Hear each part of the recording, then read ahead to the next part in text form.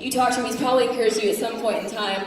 But I believe that God has a really good word for him, and I'm super excited to hear what he has to say. So stand to your feet and get up for Troy Morphis!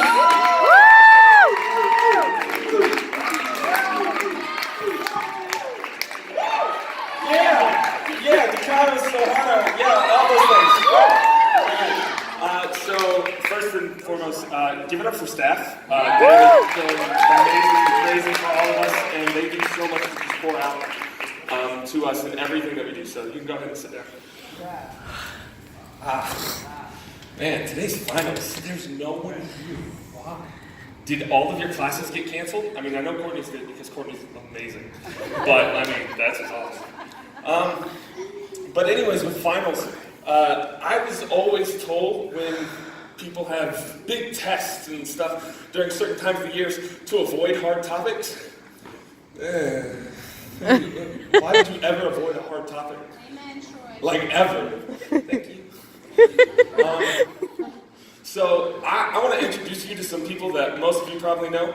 They are the most intelligent, most wonderful people in the Bible ever. You know, the Israelites, making every right decision ever. So for those of you that don't know, Israel was a promise to Abraham.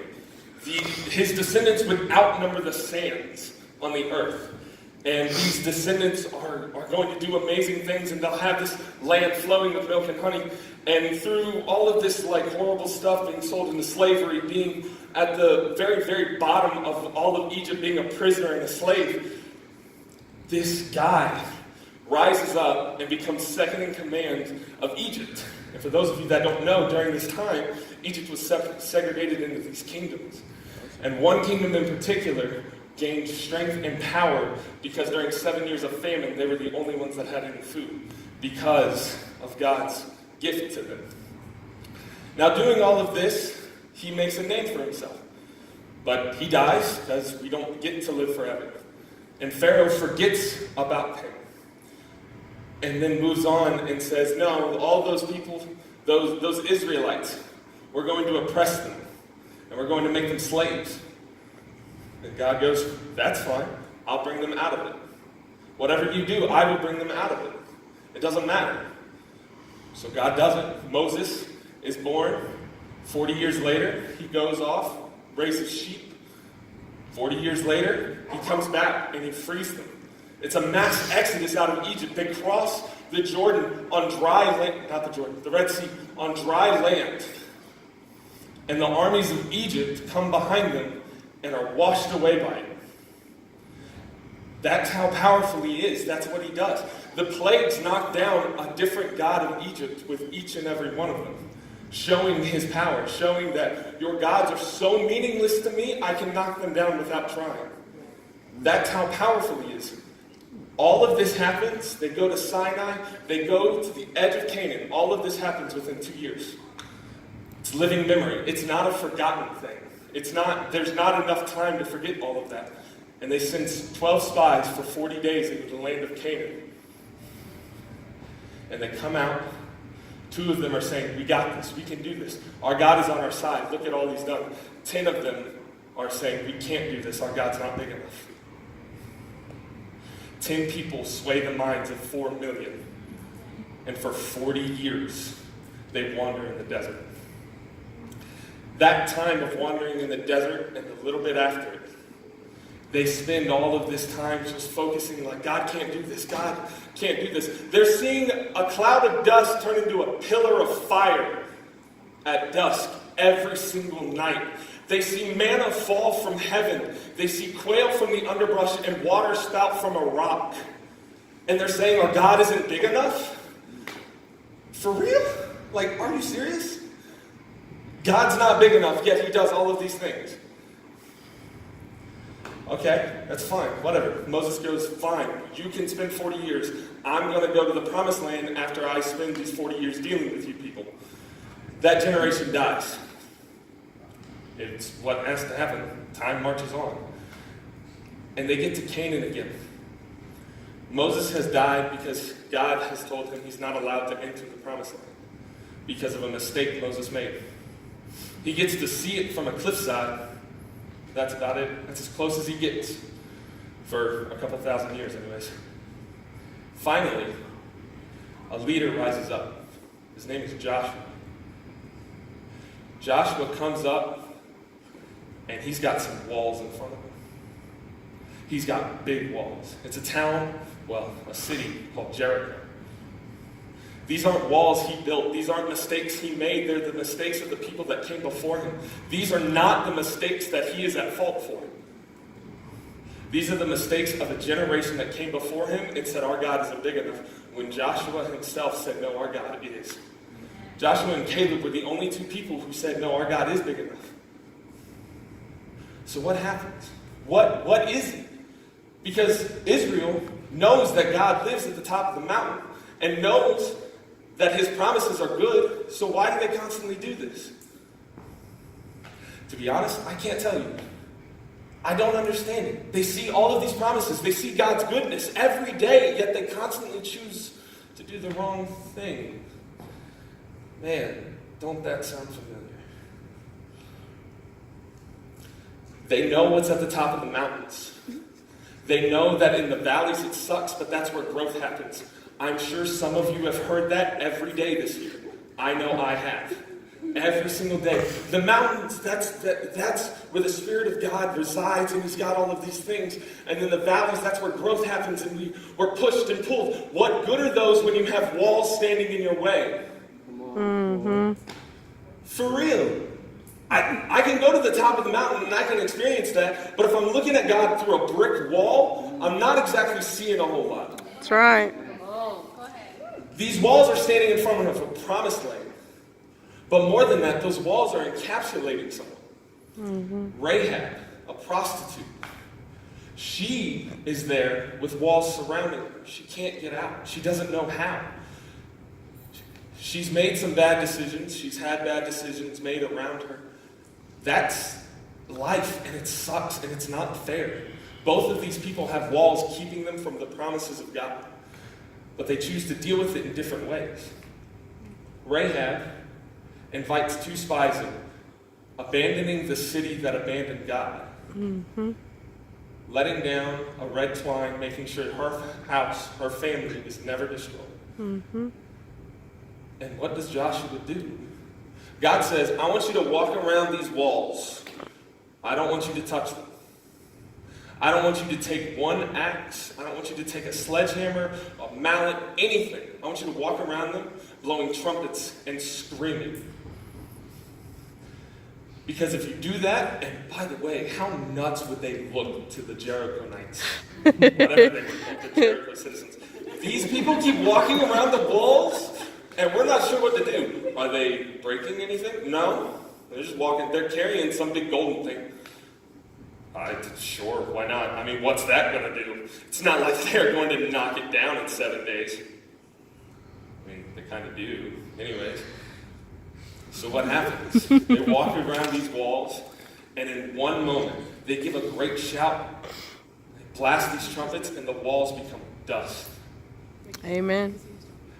They finally reached a moment where all of those mountaintops and all of those valleys don't matter, because the walls that are keeping them away from the promised land are now down.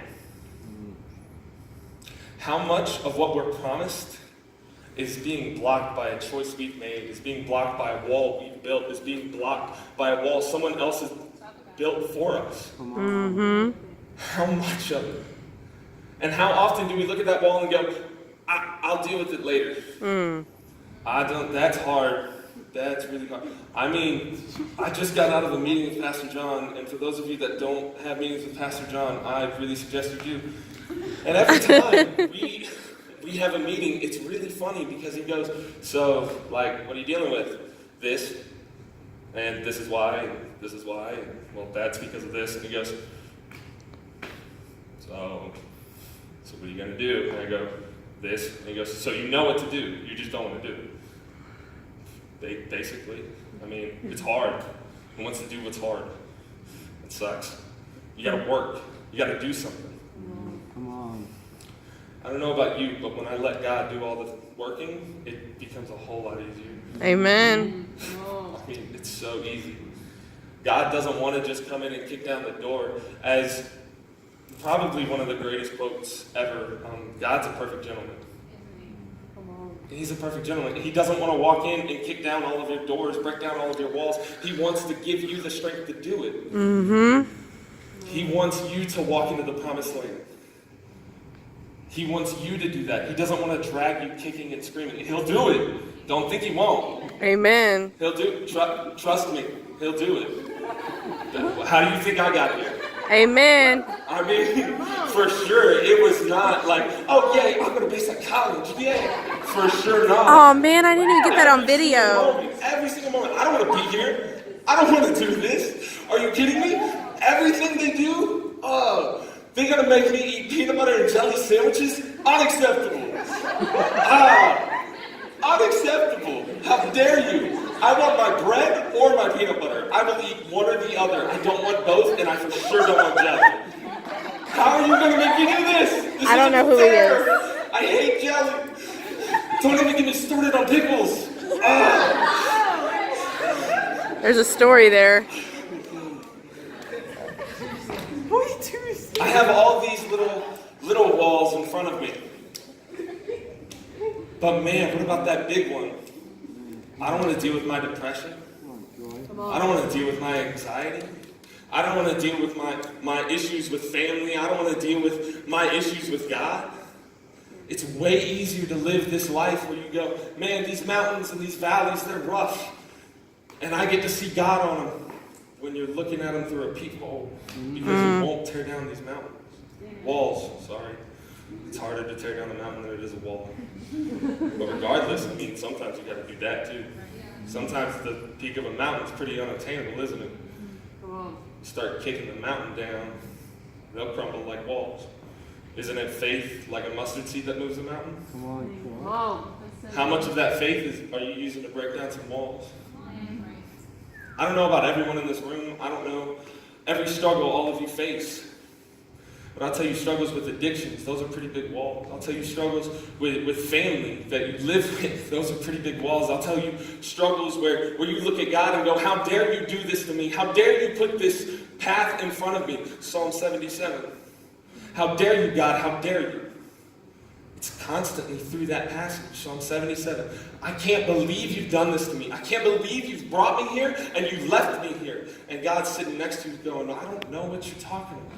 I'm right here. You're refusing to look at me because you've built this wall between you and me that you can't crumble. And you're constantly accusing me of doing that to you? I would never do that to you. I dare you. Name one time where God put you somewhere where he couldn't bring you out. That's right. You're building the walls. And don't get me wrong, I'm not blaming you for things that have happened in your life. Sometimes things happen and it's hard and it's rough. I can't even explain them. I couldn't explain why a father would divorce his wife and convince his daughter to speak poorly about about his wife. I couldn't explain that. I can't explain to you why these horrible relationships happen. I can't tell you that. I can't even begin to understand it. But I'll tell you what, those walls that they built, they're not impenetrable. The walls of Jericho were known for standing tall.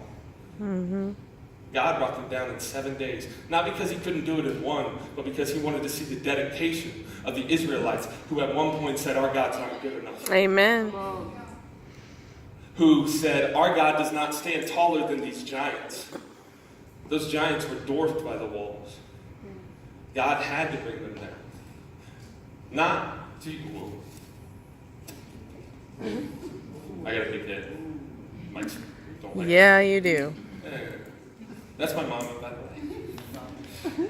way. But these walls, they're standing here, they're in their path and they're blocking them. But what about Rahab? What happened to her? She's probably my favorite part of this story. Amen. Because Rahab brings her family in. She brings her family in and says, I know people that are going to save us. I know people that are going to deliver us from this trial that we have living in this city. I know this. And she becomes the mother of Israel. by guiding Amen. them, by allowing them to stay there. That's right. Because guards came to the two spies living or hiding in Rahab's house. If Rahab had not hidden them, like the midwives had hidden Moses, Israel wouldn't have become anything. God uses the least of these. Rahab was a prostitute. Rahab made decisions in her life that led her to that. I couldn't imagine being in that kind of situation. You can go all day long judging people about their actions, but what about the situations that put them there to make those choices? That's right. I couldn't imagine the walls she built up around herself just to keep her safe. I don't even want to pretend like I understand it. Because those kinds of walls are the walls that we put up and never put down. Because I'll tell you what, they're walls of trust issues, they're walls of abandonment, they're walls of fear and anxiety. We're talking to the king of trust issues here. Man, I look out at you guys and I see people that I've been doing life with for a little over a year now, year and a half. I probably didn't start trusting them until 2 weeks ago, maybe 3. I mean, for real. Like, and it's not their fault. It's not anyone's fault except for mine, because I recognized I had trust issues. I refused to work on them. I kept those walls up because I thought they were keeping me safe, when the very walls I put up to keep me safe are the only things keeping the devil in. That's right. I put these walls up to keep me from being hurt, and yet the devil's able to get behind them and whisper in my ear saying, they don't like you. They can't stand you. They're not willing to stick around for you to put your walls down. Maybe my walls are covered in spikes. Maybe my walls push back. I don't know, because I've never been on the outside. Maybe it's time to start walking around some walls that we have. Maybe it's time to start calling ourselves out. Maybe it's time that we take down these walls, because the promised land's on the other side. We got freedom. We have it. We have destiny. Freedom. We have freedom. We have all of these things, but we refuse to accept it because we're afraid that it's going to hurt. Man,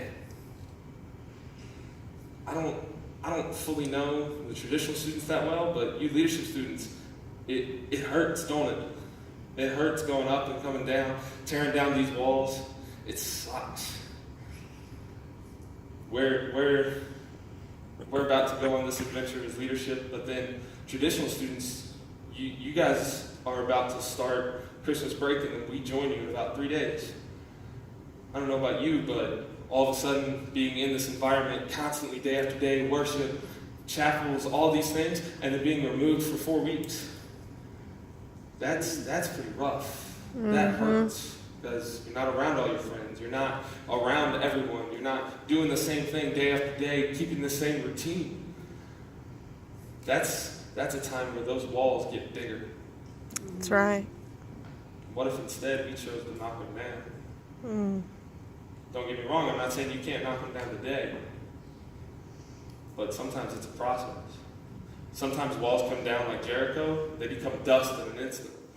Sometimes you got to take them down brick by brick. Come on, Troy. It takes time. But I'll tell you what, God's sitting on the other side saying, just ask for him. That's right. Just ask. You may not want to walk around these walls, but I may ask you to. I for sure don't want to walk around my walls, but if you ask me to, I will. I for sure don't even want to take them down because I'm scared. I'll be the first one to admit it. The other side of these walls scare me, because I don't know what I'm like without them. I don't know who I am without them. I guarantee you the Israelites didn't know what the Promised Land was like unless they had spent 40 years waiting for manna to fall from heaven every day, waiting for quail to come from the underbrush, and waiting for Moses to hit or speak in a rock.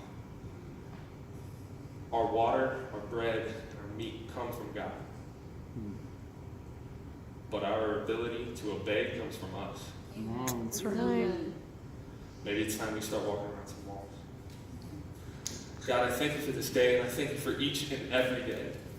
I thank you for everything that we've ever been through that has shaped us into becoming the amazing people that you have asked us to be. I pray for anyone in this room suffering from depression or anxiety or fear overall, God. I pray that they let it go, that they knock these walls down, that you allow them to understand just how great they are when you are behind them. God, I pray over this break and over this event that we won't separate, that we won't become further distance from each other, God, but that we will become closer and that we will find you in each and every day. It is in your holy, precious, and victorious name. Amen. Amen.